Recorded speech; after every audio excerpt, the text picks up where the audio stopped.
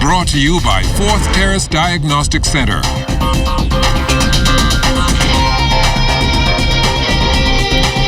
Welcome to sports, everybody. The BAISS Private School Sudden Death Playoffs wrapping up yesterday at the Anton Rogers Gym. A good one in the senior boys division. Sacs Big Red Machine holding off the Kingsway Academy Saints 54-53. Sac now moving on to the championship against the Queens College Comets. It was a rough game.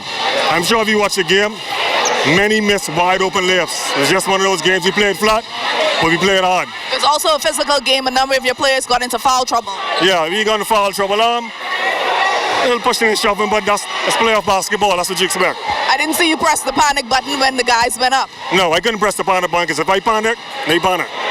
So they feed off of my energy. When I go in, how do I say, we got it. We got it. You have to keep talking to them. Keep talking, pull them through. They're young kids. And these life lessons, sometimes things seem like it's impossible. You have to keep fighting.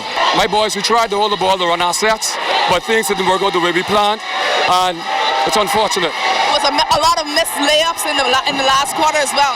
There was a lot of missed calls inside the last quarter, but such is life. Kingsway senior girls also taking to the court yesterday. They were no match for the St. John's College Giants. Giants moving on to the championship against Sac with a 49-24 victory. My center actually had a damaged ankle, and she went to rapid. That's why we start small. But it ain't about how we start, because my girls got that deep. They got defense, and that's what win games. Defense win games. Our defense is key. Our defense brought us here last year, winning the BISS championship and the national championship of the country. Now we'll go back and try to repeat the championship, and win the championship again. Our girls, our offense pick up now, and they're in better shape than they was earlier. I feel that they're ready to win. In junior boys play, the Aquinas Aces hoping to have better luck than their senior boys did on Wednesday, but this one all about the Jordan Prince William Falcons. Falcons flying high, moving into the championship against the Big Red Machine. We're going up against Sac. Sac is a very, they're a good team, very organized. They beat us in the regular season, but once my guys keep it together and I execute our game plan, we'll be competitors. We played well. It's just that we didn't capitalize on what we actually were trying to do, get them in foul trouble. And we didn't execute at the free throw line. That was plain and simply it. If we had actually executed at the free throw line, it would have been basically a win for us or even a closer game. Sac looking to have all four teams in the championship round as their junior girls went up against St. John's, and they got the job done. The Big Red Machine rolling into the title series against Kingsway, winning 48-34. Antonia Moultrie equaling the total of the entire Giants team, finishing up with a game-high 34 points. The game was good. We took in what we get from practice to come into the game, and we executed. We played great defense, great offense. What we did in practice, we come out here and we put on the court. How does it feel moving on? It feels good. We just have to work on our plays and stuff and develop. We are a young team. Okay, these girls have about 4 years to go playing this same junior league. Okay, so it's not really a disappointing loss. We expect to lose this game, but we expect to learn from this game also. So I'm expecting the girls to do better next season. From the Division I College Hardwood last night, the UT Arlington Mavericks hitting the road, losing to Appalachian State 57-50. Rashad Davis finishing up with 9 points and 7 rebounds in 25 minutes. Davis and the Mavs with another away game tomorrow against fellow Bahamian Ahmad Harvey and the Coastal Carolina Chanticleers. On the Division II hardwood last night, Godfrey rolled 14 points as Southwest Baptist won 88-82 over Illinois Springfield. Brandon Meadows had 12 points for Eastern New Mexico. That came in a loss to Angelo State. A quiet ball game for Nate Bethel, just 4 points and 6 rebounds in a 73-71 loss to Missouri S&T. As for John Ferguson, he was scoreless with a rebound in 6 minutes. For William Jewell, they upset 12th-ranked Bellarmine 70-69 in overtime. The college baseball season already underway. Bryan College undefeated so far at 4-0. Wade Weinberger already has 2 home runs, 4 runs batted in, and 3 runs scored. The Tusculum Pioneers also with 4 games under their belt, sporting a record of 1-3. Dalen Adderley accounting for 2 doubles, 3 runs batted in, and a run scored. As for the Sterling Warriors, they're currently 1-2. AJ Romer has a double and an RBI. The University of the Bahamas celebrating 2 of its track and field athletes yesterday. Ken Mullings and Kendrick Thompson currently ranked 2nd and 3rd in the world in the indoor heptathlon. Great to be on top when you know the work that you put in and you get rewarded for it. This is a big thing for us. It feels really good. It feels like all of us are one family, the way all of us come out to celebrate this big day for me and Kendrick. So we have to train three times a day because we have to do other disciplines like the jumping, the running, the throwing. So we have to be up from 6 o'clock in the morning. Then we go again at 2 o'clock. No, again at 10 o'clock. Then we go again at 4. So basically we be tired through the day. So we have to get a lot of rest and eat properly to stay healthy and to perform at our best. Track and field action taking place this weekend in Exuma. That's where we find our Charles Fisher. Well, Johnny, after a few years hiatus, the Ellen Coakley Track and Field Invitational is back. It all got started with a bang, some entertainment by the students.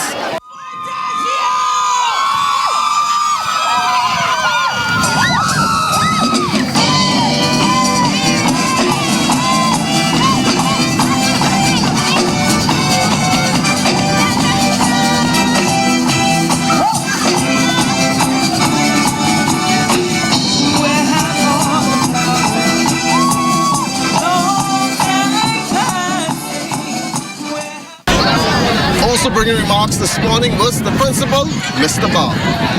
Over the next 2 days, you will see a display, an awesome display of athleticism, sportsmanship, camaraderie, and keen competition. You will see that our athletes here around the country are some of the best. And with that, we look forward to the competition. Officially opening this year's Invitational Track and Field Classic was the president of the B3As, Trumiko Wacho. I want to make it very clear to everyone out here that the Family Islands make up track and field in the Commonwealth of the Bahamas. And I am so pleased to be here to be a part of this very, very special occasion where Ellen Coakley has set the trend from 1978 to the present. And I'm looking for more heroes coming out of Exuma. Now this meet was started some 44 years ago, and the man responsible for that was here to grace his presence, and he was honored during the official opening ceremony, Foster Dorset. I feel good that the meet is starting over again. The track was put down to really the benefit of the athletes here in Exuma. And when I came back from school in '77, we were just pushed. I decided that, we need something that more help for the runners. So I was able to, with the help of the corporate community here in Exuma at that time, be able to put this track down. One more day of competition to go here at the Ellen Coakley Track and Field meet. It's going to be exciting coming up on Saturday. It was a full day of excitement today. Looking forward to some of the future's great athletes coming out of Morristown. For ZNS Total Sports in Exuma, I'm Charles Fisher. Well, sloop sailing also taking center stage this weekend in Exuma. Amajal Knowles is on the beat. Good evening, Johnny. Good evening, Bahamas. Well, we are here in the Farmers Key, the site of the 22nd Annual Farmers Key Regatta, where the festivities are already underway. And while the races have not yet started, the visitors are certainly enjoying themselves. But don't take it from me, take it from the persons themselves. We started our trek down south from Maryland in December. Sailed through the cold, finally made it to wonderful Farmers Key, and we've been enjoying it. Just island hopping along the way, having a great time. So we love it here. Enjoying the water, the food, a little bit of kiteboarding, activity-wise. It's been great. And of course, the great event here this evening is awesome. We're on our way south, and we had to stop in here. We're going to skip the whole rest of the Exumas because we got to get on south, but we had to stop here. It's such a great place. Good people, great fun. Just lucked out and found the all the events going on this weekend. Guys are going to be up for the whole weekend against some of the sloop sailing? I'm hoping, I don't know if I can, if someone will have me, I'm hoping I can find a boat that'll take me, and I'd love to crew. I want to get on one of the sloops and sail, you bet. Yeah, and I would like to do that as well, but if there's only one spot, I got to give it to her. It's been wonderful. It's been a great experience. I said our goal was to make this party, and we have not been disappointed. Wonderful party. The people are just so welcoming and warm, and you can tell that there's a lot of pride in the community and that everybody really comes together for this, and it's just been great to be here. Also chiming in on the festivities was the proprietor of the Farmers Key Yacht Club. This is the beginning, but the captain's party, the captain's party that we put on, for the part, this has made it 30 years since we had it on. And it seems like it's getting bigger and bigger every year, okay? And everybody, as you can see, you see the crowd, and they love all food. They come in and all rum punch and all drinks, and all service. So they come back now and they pass the word around to their friend, and they're coming in more and more every year. So we're going to keep it going. Stay tuned to ZNS Total Sports. We continue to give you full coverage of day one of the races from the Farmers Key Regatta. Signing out from the beautiful Farmers Key for my camerawoman, Ilka Rogers. I'm Amajal Knowles, ZNS Total Sports. It's a big weekend for darts here in the capital. National bragging rights on the line. Now, despite suffering the effects of Hurricane Dorian, Abaco and Grand Bahama both here to compete. It was a big challenge, a massive challenge. And as president of the ADA, Abaco Dance Association, I made it a purpose for us to come here. We have an annual event every year at the Gold Cup, 35 years. And I had to push the players to say, hey, we're going to Nassau for this Gold Cup. And we made a make-up, 2 dartboards and a bar in Abaco, and we got our team together. We have an annual AGM to set things off, and that was kind of delayed because of the hurricane, and some of the venues had to change. We have venue sponsors. Thank you for them being such good supporters and allowing us to shoot from their homes. Sometimes we do get sponsorship, but because it was such short timing, finding sponsors for the event was difficult. We have a great fundraiser director, Amanda Burrows. She did a great job at helping us raise funds. So we're a non-profit association just as the others. So we have to be self-sustaining, and also we seek sponsors. We did a good job. We had a few events that we were able to raise the funds to travel.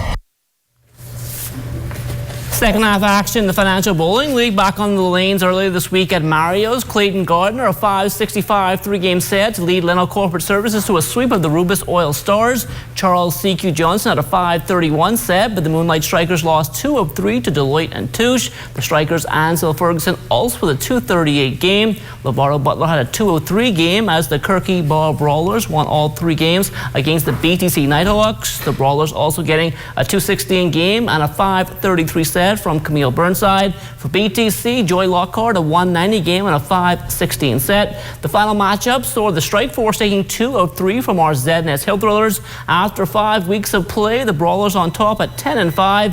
BTC second at 9-6. The Strikers and Deloitte and Touche tied at 8-7. Professional wrestling returns to the capital tomorrow. It all starts with a seminar between the hours of 10 a.m. and 1 p.m. at Loyola Hall. Those persons interested in becoming a wrestler, referee, timekeeper, cameraman, you name it, there's something for you. Now from there, they take a break, come back at 8 p.m. with the main event. Names like Pope Elijah Burke, Red Velvet, the Headbangers, Teddy Long, and more will all be here. The event's special guest is Bahamian favorite and former NWA champion, the Haitian sensation, Tyree Pride. The Bankers Softball League set to open up its 2020 season tomorrow at the Blue Hill Sporting Complex. Up first at 11 a.m., CIBC First Caribbean takes on the Bank of the Bahamas. 12:30 is the opening ceremony. That's followed at 1:30 by a rematch of last year's championship between BAF Financial and Fidelity. The final game at 3:30 has RBC up against Scotia. And that will do it for sports. The Bahamas Tonight comes back after the break. ZNS Total Sports.